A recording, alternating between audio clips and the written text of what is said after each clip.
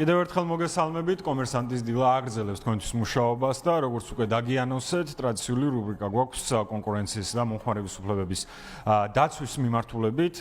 დღესაც და ძალიან საინტერესო თემაზე უნდა ვისაუბროთ, უფრო კონკრეტულად კი ერთ-ერთ პროგრამაზე, რომელთაც დავიწყებთ საუბარს, ეს არის მომხმარების უფლებების დაცვის ლიდერთა გადამზადების პროგრამა. სწორედ აი ამაზე დავიწყებთ საუბარს, თუ რას გულისხმობს და რა შესაძლებელობაა ეს მათ შორის ახალგაზრდებისთვის. ძალიან საინტერესო იქნება და აი ამ თემას გავშლით დღეს სტუმართან ერთად ნუცა პუტკარაძე შემოგვიერთდა კონკურენციის და მომხმარების უფლებების დაცვის დეპარტამენტის წარმომადგენელი. ნუცა, მოგესალმებით პირველ რიგში, მადლობა გადაცემაში სტუმრობისთვის და მოდი დავიწყოთ პირველი კითხვით ამ მომხმარებელთა უფლებების დაცვის ლიდერთა გადამზადების პროგრამასთან დაკავშირებით. რას გულისხმობს კონკრეტულად ეს პროგრამა და რა მიზანს ატარებს ის? მოგესალმებით, მივესალმებით ჩვენს მსმენელს. პირველ რიგში მადლობა მოწვევისთვის და თქვენი მუდმივი დაინტერესებისთვის სააგენტოს საქმიანობის მიმართ. რაც შეეხება უკვე მომხმარებელთა უფლებების დაცვის ლიდერთა გადამზადების პროგრამას, კონკურენციისა და მომხმარებლის დაცვის სააგენტო მესამე საერთაშორისო კვირაულის ფარგლებში, რომელიც შეეხება მომხმარებლის უფლებების დაცვას, იწყებს პროექტს მომხმარებელთა უფლებების დაცვის ლიდერთა გადამზადებას.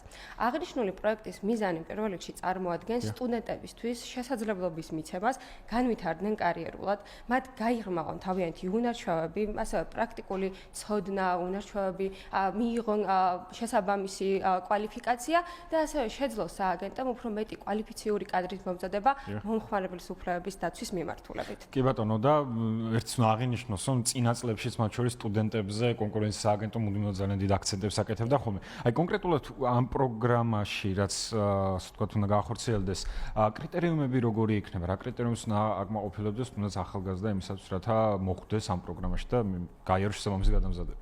მადლობა ძალიან მნიშვნელოვანი კითხვისთვის. პირველ რიგში მინდა შევეხო ერთ ნაწილს კონკრეტულად და მაყურებლის ყურადღებაც გავამახვილო, თუ ვის შეუძლია მონაწილეობის მიღება აღნიშნულ პროექტში.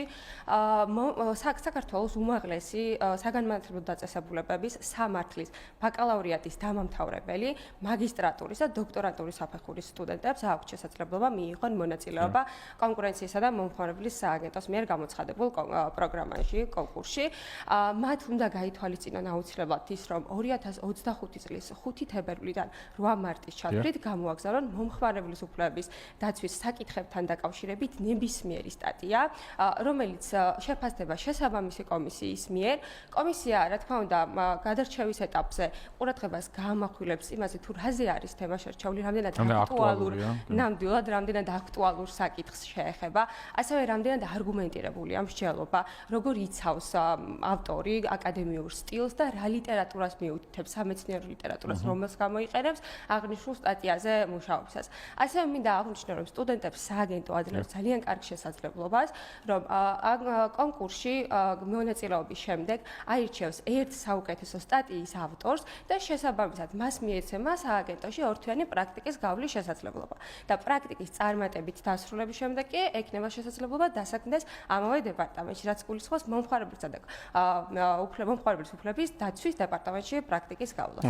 ფაქტობრივად შესაძლებლობაა, რომ კარიერა გააგრძელოს უშუალოდ. ფაქტობრივად აქვს შესაძლებლობა თავიანთი კარიერა გააგრძელონ, ასევე პირველი ნაბიჯები გადადგან, ვინაიდან მოგეხსენებათ სტუდენტებისთვის ძალიან მნიშვნელოვანია მათ კარიერაში პირველი ნაბიჯების გადადგმა, რამდენად გადადგავენ, როგორ ექნებათ შესაძლებლობა თავიანთი უნარ-ჩვევების გაუმჯობესებით სამუშაო გამოცდილების მიღების თუ ასე შემდეგ, შესაბამისად სააგენტო მათ აძლევს ძალიან კარგ შანსს გამოიყენონ ეს პროექტი. კი ბატონო, და ნუცა საინტერესოა, რომ აი ეს სტატია უშუალოდ რაც გულისხმობთ და საუბრობდით, კომისია, რომელიც შემდგომში განიხილავს, შეარჩევს სამეცნიერო სტილის სტატიები, რაც არის აი უნივერსიტეტებში სამეცნიერო სტილში, რასაც წერენ, დაახლოებით მსგავსი ფორმატის არის? რა თქმა უნდა, დაახლოებით მსგავსი ფორმატის არის. სტატია უნდა მოიცავდეს რომელიმე კონკრეტულ თემას, რომელიც შეეხება მომხმარებლის უფლებების დაცვას, იყოს განხილული როგორც მისი კრიტიკული, ასევე შეფასებითი ანალიზები, გამოყენებული იქნას საერთაშორისო თუ ადგილობრივი კანონმდებლობა, მექანიზმები, როგორ რეგულირდება ესა თუ ის საკითხი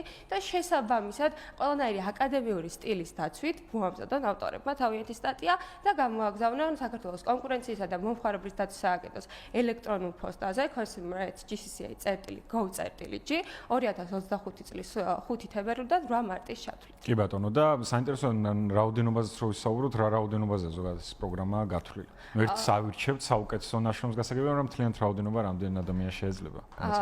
სააგენტო არ ზღუდავს რაიმე რაოდენობას მონაწილეთა კუთხით, ნებისმიერ მონაწილეს, ნებისმიერ დაინტერესებულ და მსურველ პირს აქვს შესაძლებლობა მიიღოს მონაწილეობა ამ კონკურსში.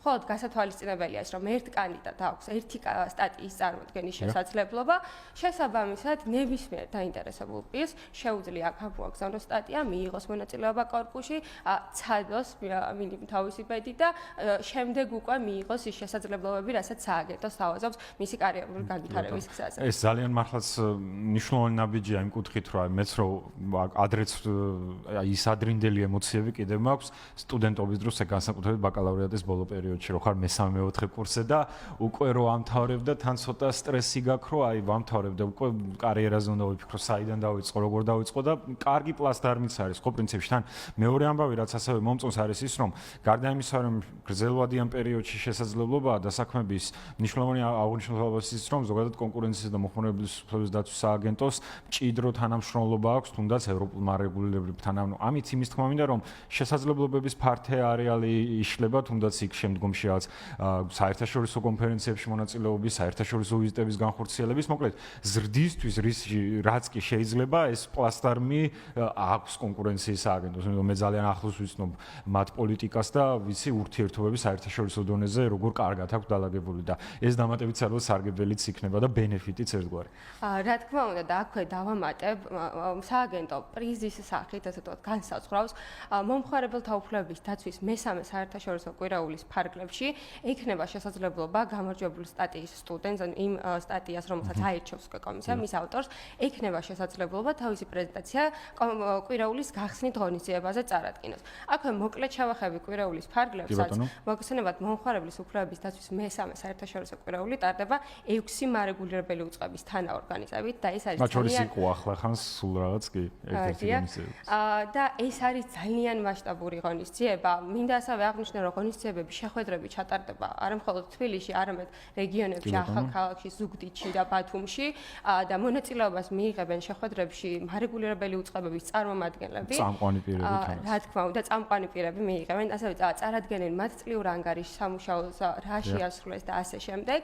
გარდა ამისა, დასწრების შესაძლებლობა ექნებათ მომხმარებელს, ბიზნეს სექტორის წარმომადგენლებს და სხვა დაინტერესებული ორგანიზაციების წარმომადგენლებს, მიიღონ ის ინფორმაცია, რაც სჭირდებათ, მათთვის სასურველი კითხვებზე შესაბამისი პასუხები და ასე შემდეგ. კი ბატონო, ძალიან მნიშვნელოვანია ესეც და კიდევ ერთი საკითხია, რაზეც დასაწყისში ვსაუბრობდი, რომ გარდა ამემდინარე პროექტისა, ზოგადად კონკურენციის სააგენტო სტაჟირებების ნაწილშიც მათ შორის ძალიან ბევრ შესაძლებლობას თამაშობდა და აძლევდა კიდეც სტუდენტებს. და თქვენ ასევე გქონდათ პროგრამა დაიწყე კარიერა კონკურენციის სააგენტოში და რა შედეგებზე გახვედით? საინტერესოა, ეფექტი რა იყო ამ პროგრამის, ამაზეც რომ ვისაუბროთ. დიახ, მართალი ბრძანდებით 2023 წელს საქართველოს კონკურენციისა და მომხმარებლის დაცვის სააგენტოს ჰქონდა საგანმანათლებლო პროექტი დაიწყე კარიერა კონკურენციის სააგენტოში. აღნიშნული პროექტი ჩატარდა მომხმარებელთა უფლებების დაცვის პირველი საერთაშორისო კვირაულის ფარგლებში და აქაც სწორედ სტატიების წარდგენის შესაძლებლობა ჰქონდათ სტუდენტებს. შეირჩა 3 საუკეთესო სტატიის ავტორი და მათ მიეცა საშუალება კონკურენციისა და მომხმარებლის დაცვის სააგენტოში გაევლოთ 6 თვიანი სტაჟირება. აქვე აღნიშნა, რომ სწორედ აქედან იწყება ჩემი კარიერაც კონკურენციისა და მომხმარებლის დაცვის სააგენტოში. დიახ, პრეცედენტი იყო ჩემი ერთ-ერთი. იმ 3 სტუდენტთაგანი ვიყავი მე ერთი, მომეცა შესაძლებლობა გამევლო 6 თვიანი სტაჟირება სააგენტოში მომხმარებელთა უფლებების დაცვის დეპარტამენტში, რამაც მე მომცა ძალიან დიდი გამოცდილება, ძალიან დიდი ცოდნა და უნარჩვევები. მომცა შესაძლებლობა სტაჟირების პერიოდში უშუალოდ ყოფილიყავი საქმის წარმოებაში ჩართული. მქონდა საშუალება რეალურად მემუშავა რეალურ кейსებზე.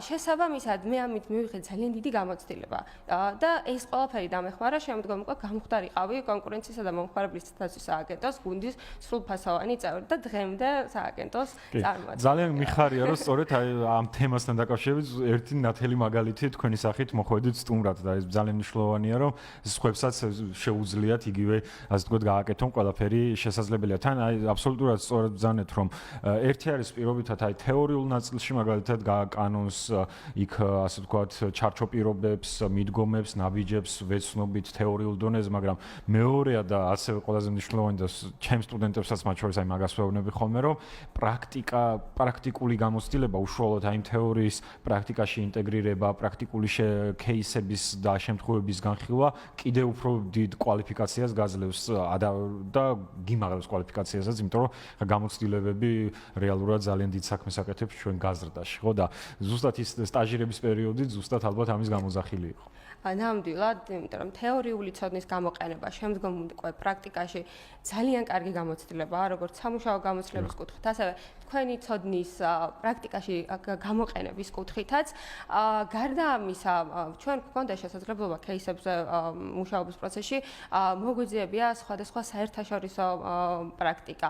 მათ შორის სააგენტო აქტიურად ითვალისწინებს ევროპულ პრაქტიკას, რაც გულისხმობს ევროკავშირის ქვეყნების საუკეთესო პრაქტიკის გაზიარებას, ასევე ევროპის მართლმსაჯულების სასამართლოს გადაწყვეტილებების გაზიარებას და შესაბამისად მომხმარებლის უფლებების დაცვის ნაწილში სტანდარტების უფრო ამაღლებას და მომხმარებელთა უფლებების უფრო მაღალი სტანდარტის დაცვას. აქედან გამომდინარე, სტუდენტებს არამხოლოდ თეორიული ცოდნის მიღების და გაღრმავების შესაძლებლობა აქვთ, არამედ დამატებით კიდევ სხვა ცოდნასაც მიიღებენ, მათ ექნება შესაძლებლობა გაეცნონ საერთაშორისო პრაქტიკასაც, საერთაშორისო მიდგომებს, ასევე გქონდეთ საერთაშორისო ექსპერტებთან უშუალო კომუნიკაცია ტრენინგების სახით და მიიღონ მაქსიმალური ცოდნა მომხმარებლის უფლებების დაცვის სფეროში. კი ბატონო, და ასე თქვენი დაკვირვებაც თან უმეტეს ამ პროცესში ჩართული ხართ, ზოგადად ახალგაზრდებში ინტერესი რამდენად ზარდია, თუნდაც კონკურენციის სააგენტოში, ან თუნდაც მომხმარებელთა უფლებების განხრის მიმართულებით დაინტერესების, აი რამდენად ჩანს ეს ტენდენცია?